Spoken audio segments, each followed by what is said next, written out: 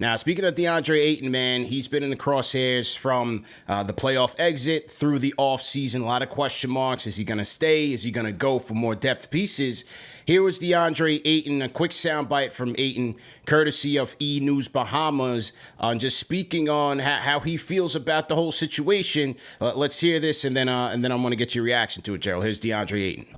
I can feel the whole world hating me in a way, where I think I'm the guy a lot of people point at, and I see it and feel it. But mainly, what I've been working on 5 to 6 days a week since we've lost is just motivating myself to change the narrative of what people think about me. Because no matter how you put it, I feel like I have no fans already.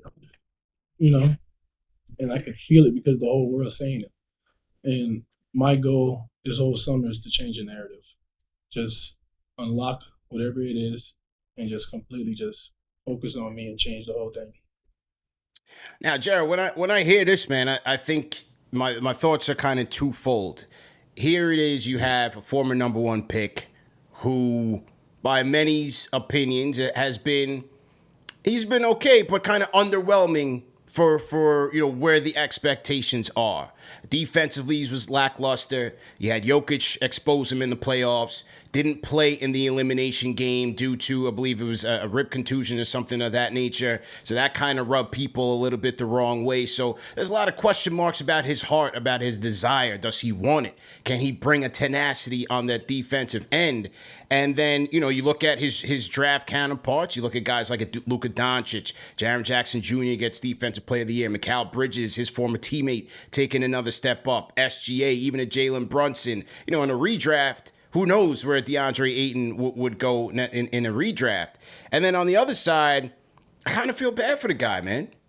Because it seems like mentally the criticism is really taking a toll on him, and the pressure is really taking a toll on him. So this is going to be another case for Frank Vogel to solve. What do you think about where things stand with DeAndre Ayton right now?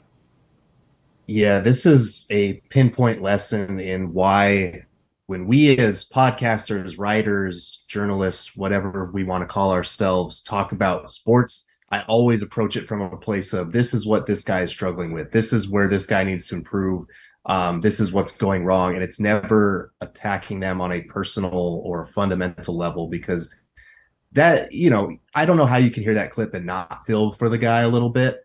And some of this, to a degree, is on him, because honestly, a lot of the criticism would go away if he was just more engaged, if he just played better. Like, at the end of the day, a lot of the people out here in Phoenix want to support him, but when you see plays like that game against the Nuggets where he's just standing underneath the basket and watching the Nuggets tip it over and over to themselves, like, it's hard to defend plays like that.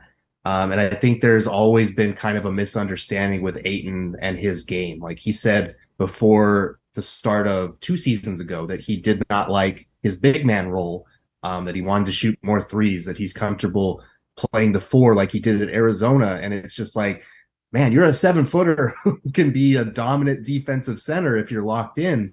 But a lot of that stuff involves doing the dirty work, like setting screens, rolling hard, stealing early on the fast break, crashing the glass, being a defensive rim protector.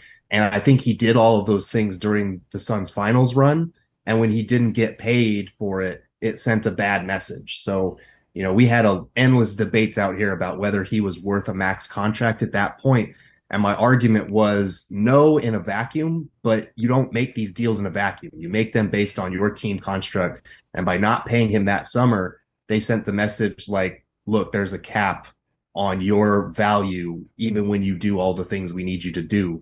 And since then, defensively, he hasn't been as good of a rim protector. He hasn't been as focused. We saw playoff DA against the Pelicans in 2022, and then against the Mavs, it was kind of a no-show. So it's one of those things where I feel for him on a human level, because people do say the nastiest things to him. They tweet the worst things at him, and it goes beyond basketball, which for me is where I draw the line. It's personal. But at the same time, if he comes out here and does what he needs to do with this big three, and the Suns win a title, or they get to where they should get in the playoffs this time around, like I think a lot of the criticism will go away. There's always going to be haters, and I think that's something that he needs to understand. But when you're getting it from all angles and when you're kind of being pinpointed as a scapegoat, that can weigh on your mental for sure. Yeah, and to your point though, that it is warranted to a certain degree because of his inconsistent play, right? And what the expectation is out of him. And you can feel bad for the guy. I feel bad for hearing that because look, I can only imagine when you have millions of people looking at you, you're constantly getting the tweets, whatever messages, whatever social media platform you're on. I can only imagine how tiring it is at his level. But getting back to, you said where the franchise valued him, right? Different ownership, different coaching, right? Now you got a new head coach, you got a new ownership. So let's start with the head coach first. Do you think Vogel can get the most out of him and get him back on track to what he's supposed to be for the Phoenix Suns? I think his reputation as kind of this big man whisperer who has worked with some elite rim protectors, that you're definitely leaning into the hope that he can tap into that with DA, because during that finals run, he was a legitimate rim protector. He was a rim deterrent. Last year, I think opponents only shot like 2% worse at the rim against him, which in the past, that was closer to 8 or 9%. So they need to get him back to that level. And I think Vogel is a coach that can do it. I think you're mostly hoping that the change from Monty to an encouraging, optimistic coach like Vogel just helps with the 6 inches between his ears, to be honest. I think Monty and DA had a good relationship. And then I think that summer that he got his max contract, when there was that whole mess made of the fact that Monty didn't talk to him all summer, I think DA looked up to Monty as kind of a father type figure. And so when on this very big day for him, Monty wasn't there for him and didn't even call congratulations on your big deal, anything like that.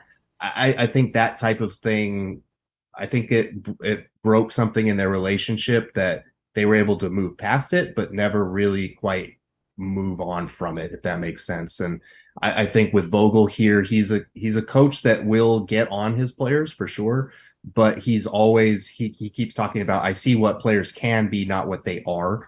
And I think for a guy like DA who kind of constantly needs a new assignment or new motivation, I think that Vogel will be able to hopefully tap into that a little bit better.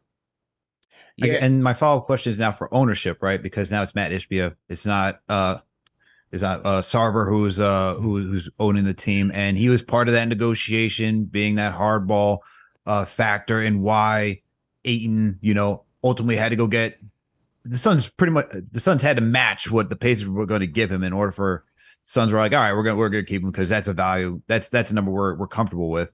Do you think do you think it's refreshing for DA right now with Ishbia at the helm, or is it still like uneven waters?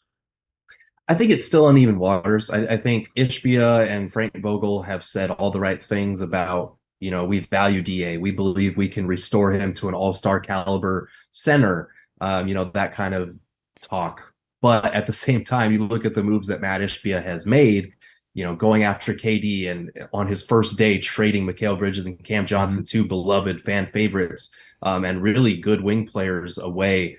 And then a few months later, trading Chris Paul, who helped get them to this point. Like there's no room for sentimentality from Ishbia's standpoint. He wants to win. He wants to put a championship caliber product on the floor.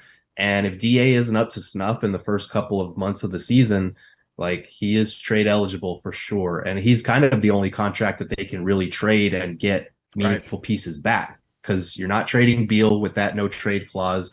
You're not trading KD or Book, obviously. And the rest of the guys on the roster are all pretty much $3 million and below veteran minimum deals. So you don't have a ton of flexibility. If you are going to make a trade, it's 99% going to be DA. Once again, we're talking to Gerald Bourguet, who covers the Phoenix Suns for Phoenix Sports, as well as Phoenix Suns podcast. So to NBA Nation, man, hit that thumbs up button for you boys, hit that share button, and subscribe to the channel. On the Ayton front, I also look at it in terms of it's kind of twofold, right? They need him to play better for the betterment of the team.